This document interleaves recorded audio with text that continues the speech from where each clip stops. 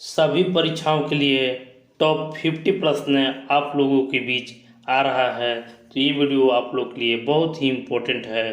तो इस वीडियो को आप लोग पूरा ज़रूर देखिएगा और अच्छा लगे तो अपने दोस्तों को भी ज़रूर शेयर कर दीजिएगा। तो चलिए शुरू करते हैं हम अपना क्वेश्चन। पहला क्वेश्चन आप लोग के बीच है कि भारत का सबसे बड़ा ज्वार नदमुख कौन सी नदी के मुहाने पर स्थित है। सबसे बड़ा ज्वार नदमुख जो है वह किस नदी के मुहाना पर स्थित है।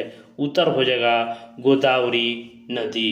गोदावरी नदी के तट पर जो है सबसे बड़ा ज्वार नदमुख स्थित है। देखिए दूसरा प्रश्न है कि किस अवधि में पूरा भारतवर्ष दक्षिणी पश्चिमी मानसून के प्रभाव में आ जाता है। किस अवधि में पूरा भारतवर्ष दक्षिण पश्चिमी मानसून के प्रभाव में आ जाता है। उत्तर आप लोग को हो जाएगा 10वीं से 20वीं जून के बीच। तो अधिकांश वर्षा जो दक्षिण पश्चिम मानसून के कारण ही होता है, जो लगभग 80% है। यह मानसून जून से सितंबर तक भी रहता है, ये भी आप लोग को याद रखना जरूरी। भारत भूमि पर सबसे अधिक व्यापक रूप से कौन सी मिट्टी फैली हुई है। भारत भूमि पर सबसे अधिक व्यापक रूप में कौन सी मिट्टी फैली हुई है। देखिए इसका जो उत्तर होगा कछारी जलोढ़ मिट्टी। तो भारत में जलोढ़ मिट्टी लगभग 22% क्षेत्र में फैला हुआ है। यह नदियों द्वारा लाई गई मिट्टी है जिसमें पोटास की बहुलता पाई जाती है। और पुराने जलोढ़ मिट्टी को बांगर तथा नए जलोढ़ मिट्टी को खादर भी कहा जाता है। स्थलाकृति अंश चित्र शीर्ष प्रकाशित करने की जिम्मेदारी निम्न संगठनों में से किसकी है। देखिए ये अंश चित्र जो है वो ऑप्शन बी राष्ट्रीय मानचित्रवाली एवं विषय अनुसार मानचित्रण संगठन, इसको शॉर्ट में नाटमो भी कहा जाता है। मध्य प्रदेश के नेपाल नगर किस लिए प्रसिद्ध है।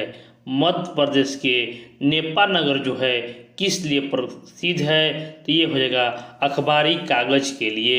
नेपाल नगर अखबारी कागज के लिए प्रसिद्ध है। और आगे क्वेश्चन है कॉफ़ी होता है एक। कॉफ़ी होता है एक। तो देखिए कॉफ़ी जो होता है आप लोग को उष्णकटिबंधीय जो झाड़ी होता है। कॉफ़ी उष्णकटिबंधीय झाड़ी होता है।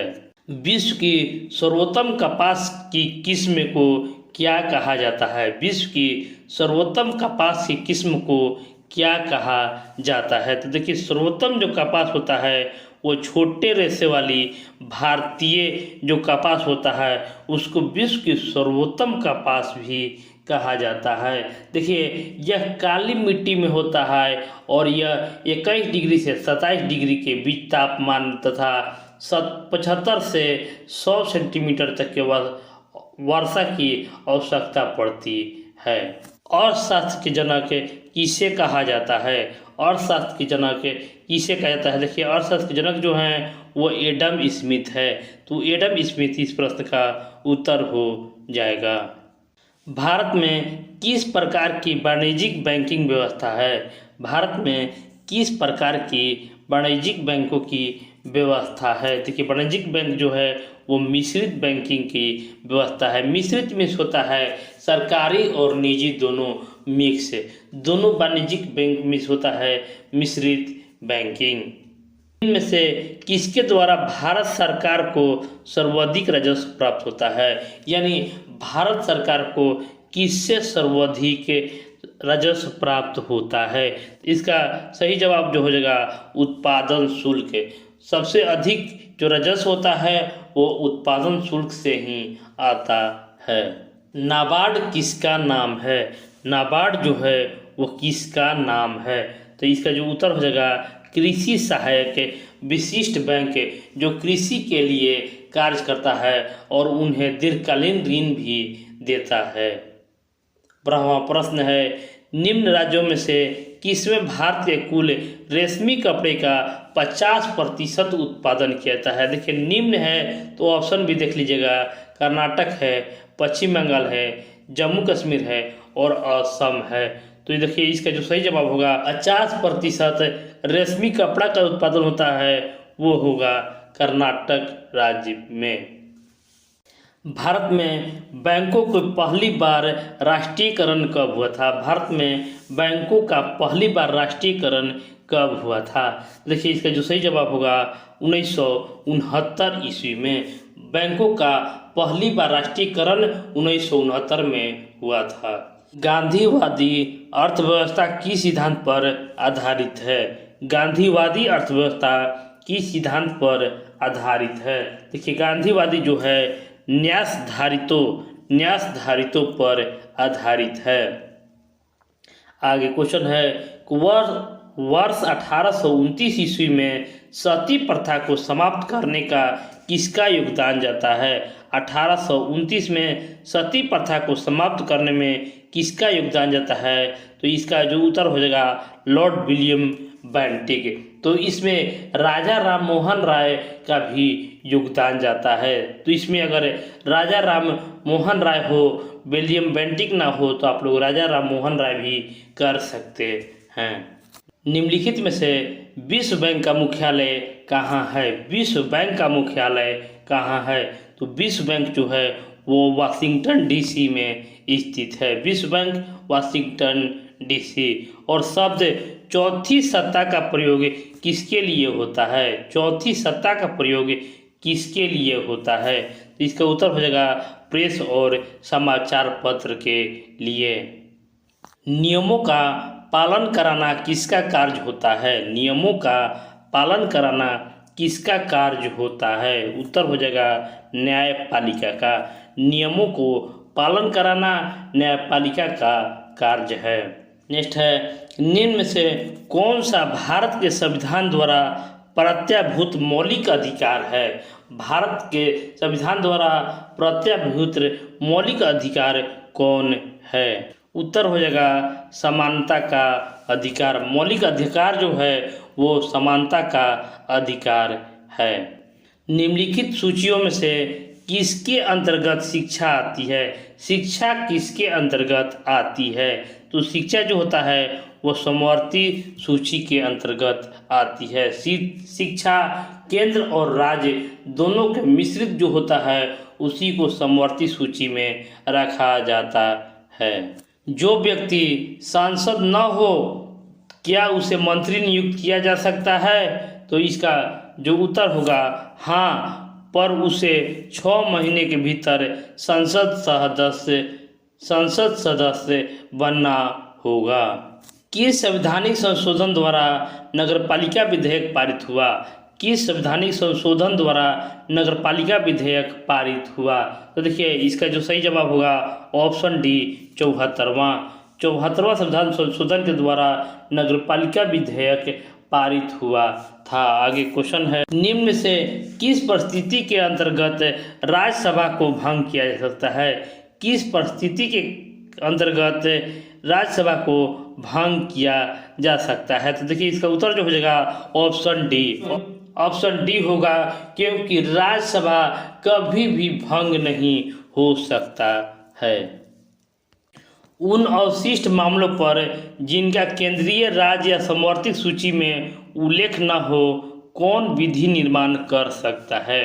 देखिए इसका जो उत्तर हो जाएगा, देखिए राज्य और समवर्ती सूची में उल्लेख न हो तो कौन विधि निर्माण कर सकता है? तो उत्तर हो जाएगा केवल संसद।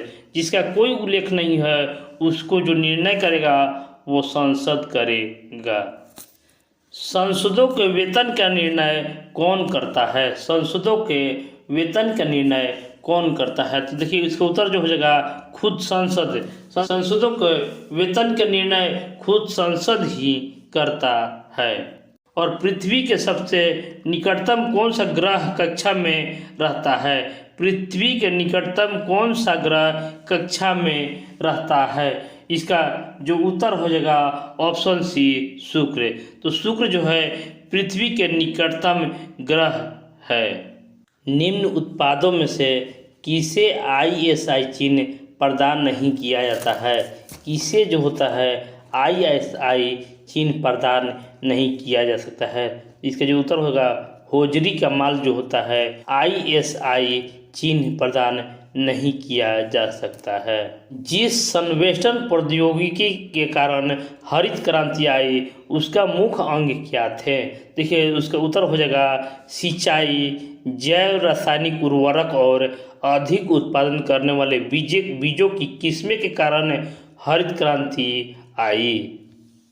सबसे बड़ा उड़ने में असमर्थ पक्षी जो तेज गति से दौड़ सकता है वह कौन है? देखिए वह होगा शुतुरमुर्ग। और शुतुरमुर्ग के बारे में कहा जाता है कि इसका अंडा जो होता है सबसे बड़ा अंडा होता है। और भारत किसका सबसे बड़ा उत्पादक है? भारत किसका सबसे बड़ा उत्पादक है? कपास का, चावल का, अदरक का या चाय का? तो देखिए सबसे बड़ा उत्पादक जो है वो अदरक का है। अदरक इस प्रश्न का सही जवाब होगा। भारत में कौन सा खाद्य फसल अक्टूबर-नवंबर में बोई जाती है तथा अप्रैल में काटी जाती है? देखिए अक्टूबर-नवंबर में बोई जाती है तथा अप्रैल में काटी जाती है। ये हो जाएगा गेहूँ। गेहूँ या रबी फसल भी इसको कह सकते हैं। एक क्वेश्चन है कि निम्न में सही मेल बैठाइए। ऑस्ट्रेलिया, अमेरिका, स्पेन और जापान। तो देखिए इसका जो सही जो मेल होगा वो 1 का सी। ऑस्ट्रेलिया का क्रिकेट, ऑस्ट्रेलिया में क्रिकेट होता है। उसी तरह अमेरिका का बेसबॉल और सी जो है स्पेन का, स्पेन में सांडों की लड़ाई होती है। और जापान जो होता है, जापान में होता है जूजित्सु होता है। इस तरीक़ा से आप इसको मेल बैठा सकते हैं। एनिमल फॉर्म नामक पुस्तक के लेखक कौन है? एनिमल फॉर्म नामक पुस्तक के लेखक कौन है? देखिए एनिमल फॉर्म जो है जॉर्ज ऑरवेल है। जॉर्ज ऑरवेल जो हैं एनिमल फॉर्म की पुस्तक के लेखक हैं। वाक्यांश यूनाइटेड नेशंस की उत्पत्ति के साथ निम्न में से किसका नाम जुड़ा हुआ है? देखिए वाक्यांश यूनाइटेड नेशंस के साथ किसका नाम जुड़ा हुआ है? तो इसका जो उत्तर होगा वुड्रो विल्सन का। वुड्रो विल्सन का नाम जुड़ा हुआ है। एशिया एवं प्रशांत के लिए आर्थिक एवं सामाजिक आयोग ESCAP का मुख्यालय कहाँ है? ESCAP का मुख्यालय कहाँ है? उत्तर हो जाएगा बैंकॉक में। बैंकॉक में ESCAP का मुख्यालय स्थित है। निम्न से किसे सुबह का तारा या भोर का तारा भी कहा जाता है? सुबह का तारा या भोर का तारा भी कहा जाता है। तो इसका उत्तर हो जाएगा शुक्र को। शुक्र को सुबह का तारा या भोर का तारा भी कहा जाता है। और निम्न में से किसे संसद जननी कहा जाता है? किसे संसद जननी भी कहा जाता है? तो भारत के संसद जननी जो है वो ब्रिटेन के संसद को कहा जाता है। ब्रिटेन के संसद से ही भारत के संसद बना था। और इंडिया हाउस कहाँ स्थित है? इंडिया हाउस कहाँ है? तो इंडिया हाउस जो है वो लंदन में स्थित है। लोकसभा के प्रथम अध्यक्ष कौन थे? लोकसभा के प्रथम अध्यक्ष कौन थे? उत्तर हो जाएगा GB मालवंकर। भारत कोकिला किसे कहा जाता है? भारत कोकिला किसे कहा जाता है? देखिए भारत कोकिला जो हैं वो सरोजिनी नायडू को कहा जाता है। सरोजिनी नायडू को भारत कोकिला कहा जाता है। सरोजिनी नायडू भारत के कोकिला के नाम से जानी जाती है। और हर्षवर्धन के समय कौन सा चीनी तीर्थयात्री भारत आया था? हमेशा एग्जाम में आते रहता है। ये 6ठी शताब्दी में आया हुआ था और इसका नाम जो था वो हेनसांग हर्षवर्धन के शासनकाल में भारत आया था। चालुक्य राजा पुलकेशिन द्वितीय को किसने पराजित किया था? चालुक्य राजा पुलकेशिन द्वितीय को किसने पराजित किया था? उत्तर हो जाएगा नरसिंह वर्मन प्रथम। नरसिंह वर्मन प्रथम ने चालुक्य राजा पुलकेशिन द्वितीय को पराजित किया था। और भारत के निम्नलिखित सुल्तानों में से किस इतिहासकारों ने विरोधाभासों का मिश्रण बताया है? विरोधाभासों का मिश्रण किस शासक को बताया है? उत्तर हो जाएगा MBT। MBT को विरोधाभासों का मिश्रण कहा जाता है, जिसे मोहम्मद बिन तुगलक के नाम से जाना जाता है। किस मुगल शासक ने भारत की वनस्पतियों और प्राणी जगत, ऋतुओं और फलों का विशद विवरण अपने दैनंदिन डायरी में दिया है? इसका उत्तर जो हो जाएगा औरंगजेब। औरंगजेब ने दैनंदिन डायरी में दिया है, वो हो जाएगा औरंगजेब। शेर शाह की महानता का द्योतक क्या है? शेर शाह का महानता का द्योतक क्या है? उत्तर हो जाएगा प्रशासनिक सुधार। शेर शाह का महानता का द्योतक प्रशासनिक सुधार है। और आगे क्वेश्चन है कि भारत में ईस्ट इंडिया कंपनी का पहला गवर्नर जनरल कौन था? भारत में ईस्ट इंडिया कंपनी का पहला गवर्नर जनरल कौन था? तो देखिए इसका उत्तर जो हो जाएगा ऑप्शन सी, वारेन हेस्टिंग्स।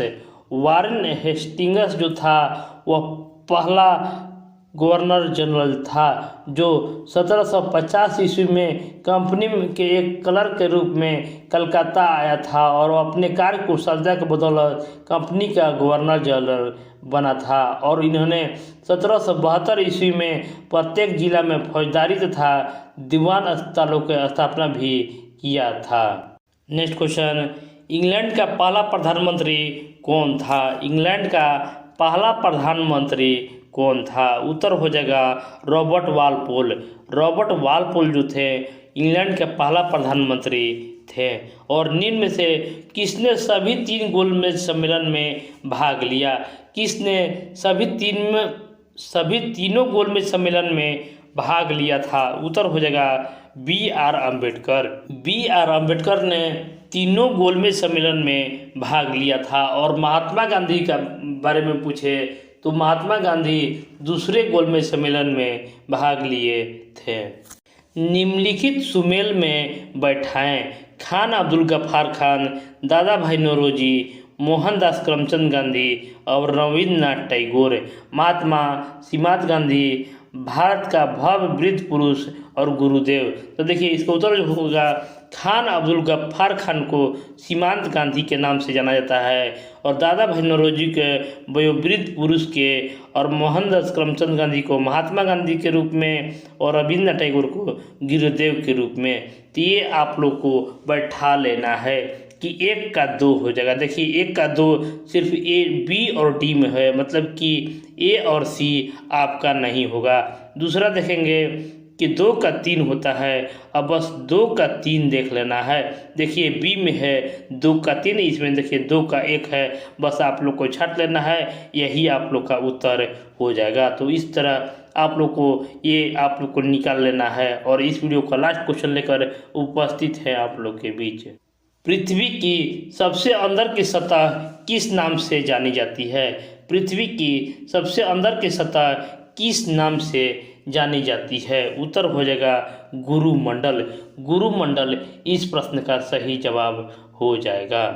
तो इस वीडियो को आप लोग ज़्यादा से ज़्यादा लाइक, शेयर और सब्सक्राइब करना ना भूलिएगा, और अपने दोस्तों को भी ज़रूर शेयर कर दीजिएगा। धन्यवाद।